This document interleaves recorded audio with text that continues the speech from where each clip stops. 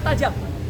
Sekali lagi saya pastikan, 99% tidak mungkin foto ini dibuat 40 tahun yang lalu untuk memperingati hari. Yang kedua, kami ingin mengaturkan ucapan duka sedalam-dalamnya untuk senior kami, ya, Pak Asrul Hanum, ya, dari UIWATS yang telah berusia 80 tahun, yang pagi tadi dipanggil oleh Yang Maha Kuasa, dan termasuk beberapa hari yang lalu, ya, Bapak almarhum Maijen Samsudalan yang juga sudah dipanggil oleh Sang Khalid. Semoga beliau mendapatkan tempat yang terbaik di sisi Allah SWT.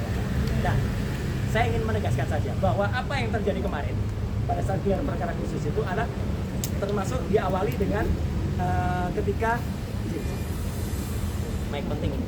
Nah, termasuk ketika kami juga menyerahkan, ya, hasil research yang sudah diterima langsung, ya, oleh Pak di Reskrimum, ya, Pak Imanuddin, yaitu kenapa kami melakukan analisis ijazah yang 99,9% palsu, ya. Dan saat itu juga saya terangkan, jadi kami itu, ya, saya, Dr. Rizwan, Dr. Tifa, itu mempresentasikan, dan pada saat presentasi tidak ada sanggahan apapun, ya. Itu detail banget soal mulai dari kausa prima, kemudian sampai dengan ketika kami melakukan analisis kebohongan terhadap Andi Aswan yang dia hanya menggunakan postingan Dian Sandi, sampai dengan UGM yang ternyata hasilnya adalah logonya dirusak oleh Aswan, oleh siapa namanya, si Andi Aswan, ya, ketika itu sebenarnya diposting oleh Dian Sandi. Ini sudah diterima langsung waktu itu oleh Pak Dinas Hukum, Pak Imanuddin. Nah, apa yang tadi disampaikan untuk sama-sama teman-teman semua itu membayangkan di dalam, inilah map hardcover yang waktu itu ada. Jadi artinya map ini keras dan ini sama sekali tidak keluar dari plastiknya. Ini ketika orang namanya Wahyudi, ini adiknya Iriana, waktu itu menyerahkan kepada Mabes Polri. Kondisinya seperti ini.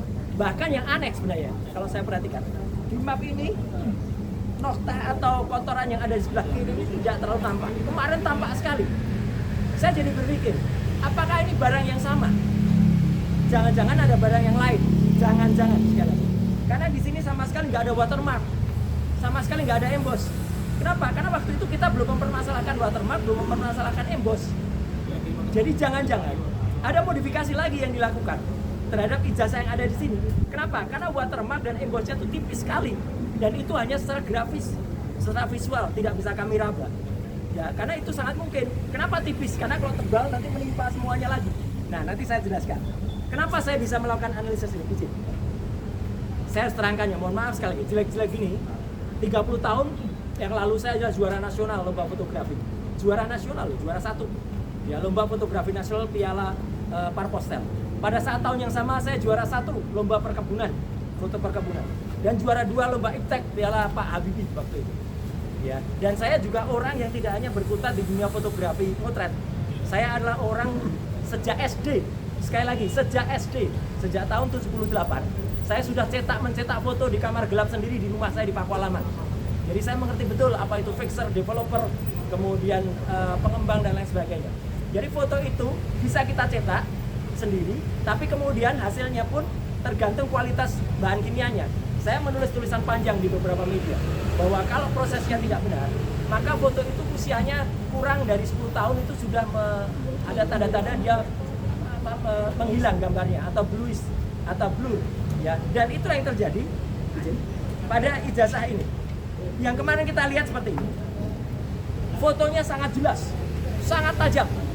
Sekali lagi saya pastikan, 99% tidak mungkin foto ini dibuat 40 tahun yang lalu. Cetakan ini dibuat 40 tahun yang lalu. Kalau cetakannya dibuat kira-kira baru sekitar 10-15 tahun yang lalu mungkin. Karena sangat kontras. Sangat kontras. Tidak mungkin foto sangat kontras ini. Apalagi dulu di Jogja hanya ada beberapa studio foto profesional yang saya sebutkan dalam tulisan panjang saya. Ada Star, ada Huasin, ada Likong, ada Arta Duta, Joni Hendarta, Heri Gunawan dan sebagainya. Kita sebagai mahasiswa nggak kuat untuk nyetak di situ. Kita nyetaknya di gerobak-gerobak cetak pinggir jalan dengan lampu petromak. Itu tahun 85. Iya, dan mahasiswa yang nyetak di sana biasanya nyetak pas fotonya pada saat itu jadi. Tapi lihat 10 tahun, 20 tahun lagi, pas fotonya hilang, sudah memburam. Ijazahnya Bang Resmon saja yang kira-kira usianya baru 20 tahunan aja, gambarnya sudah memudar, sudah nggak kelihatan lagi itu respon atau tidak. Ya, jadi di sini kelihatan benar bahwa ini sangat tidak mungkin.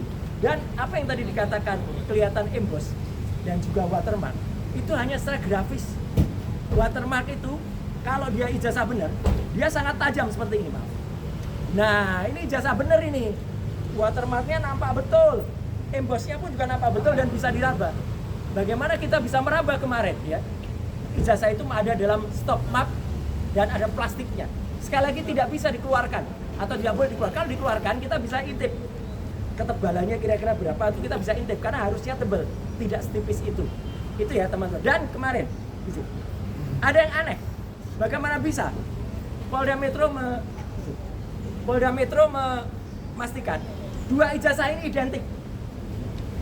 Ini dari versi Mabes Polri pada tanggal 22 Mei. Ini pada tanggal kemarin di Polda Metro kira-kira berapa? Coba lihat, mana yang identik? Ini dikatakan identik. Yang satu saja sudah jelas, satu terlipat. Hitam putih. Dan proporsif. Kalau ini malah logonya proporsif. Segi 5. Kalau ini logonya pating pletrot. Ya, artinya logonya tidak benar karena ini hasil ditarik-tarik. Jadi itu jelas ya, secara teknis saya tetap mengatakan dan itu langsung saya seperti Bang Rostam. Ketika lihat itu, saya langsung lihat 99,9% palsu. Ya, tetap satu sangat kontras, kedua watermark tidak bisa kelihatan ya secara jelas ya. Ada tipis-tipis tapi itu kayaknya hasil reprinting ulang. Kemudian emboss sama sekali nggak bisa dirasakan. Emboss itu harus dirasakan. Dan yang paling penting juga ini bagian yang kedua. Ada kebohongan yang kemudian kemarin tampak. Kalau Polda Metro telah mengatakan bahwa bentuk fisik kertas ini telah disita pada tanggal 23 Juli 2024. Setidaknya ada beberapa kebohongan. Kebohongan pertama dilakukan oleh orang namanya Judi Arif. Ya, gitu. Saya mengatakan bukan Budi Arif, Judi Arif. Ya, gitu. Pada tanggal 24 Oktober bersama dengan Freddy Damanik yang itu mengatakan kalau ijazahnya asli. Judi Arif mengatakan begitu. Damanik juga mengatakan bahkan menyebut nama saya. Kalau soal ijazah tanya Roy Suryo aja lah. Dia mengatakan itu di depan sumber dan dia mengatakan asli. Dan kemarin berusaha berbohong di salah satu TV swasta.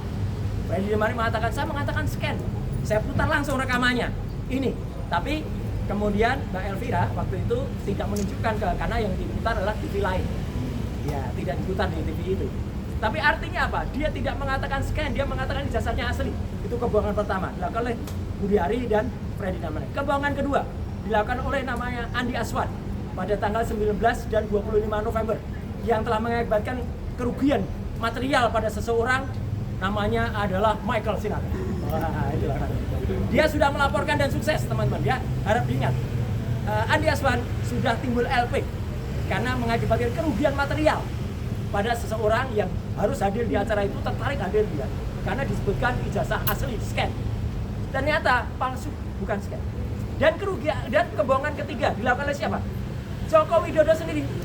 Pada tanggal 9 Desember ada sebuah wawancara khusus yang disiarkan oleh TV.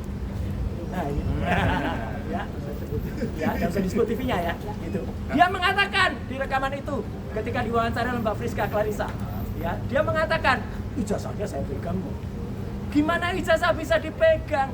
Semenjak 23 Juli sudah disita Polda Metro Jaya dan dia mengatakan ijazah dipegang itu pada wawancara khusus eksklusif yang baru ditayangkan tanggal 9 Desember. Jadi setidaknya ada tiga pihak yang melakukan kebohongan pada tanggal 24 Oktober, pada tanggal 19 dan 25 November, dan pada tanggal 9 Desember. Ketika itu rumusnya. Jadi sekali lagi teman-teman semua, saya bisa pastikan sekali lagi 99,9% ijazah yang kemarin disampaikan pada gelar perkara khusus itu adalah palsu. Dan nggak apa-apa kalau tadi rekan Kosinudin sedikit slip of tongue, biasa ya. Namanya wakil rektor UGM saja, slip of tongue mengatakan Joko Widodo sukses telah lulus dari Fakultas Kedokteran. Ya, Mas Kosinudin tadi mengatakan ini ijazahnya siapa si Joshua. Ya tipis lah antara ijazah dengan jenazah. Ya kan sama-sama azab.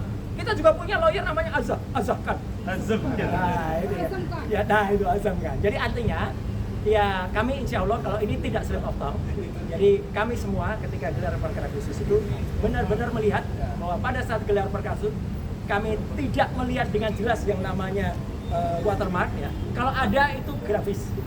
Emboss tidak bisa emboss itu harus diraba. Bagaimana kami bisa memegang, meraba, itu tidak dikeluarkan. Dan kalau ada tangan seseorang yang katanya kami bisa meraba, menembus, apa bisa tangannya menembus? Nggak mungkin tangan itu menembus begitu ya, nggak mungkin. Karena tangan yang menembus itu adalah dia harus masuk ke dalam plastik. Tidak mungkin tangan itu bisa masuk ke dalam plastik dan kemudian menembus macam itu. Susah kemudian kalau melakukan itu gitu ya. Jadi artinya kecuali dia bilang mungkin ijazahnya pendek, tapi ijazahnya juga bisa panjang. Itu baru bisa ya. Itu baru keluarnya pendek dan panjang. Tapi kalau namanya ijazahnya tangannya bisa menembus, sama sekali tidak. Saya kira itu ya penegasan dari saya.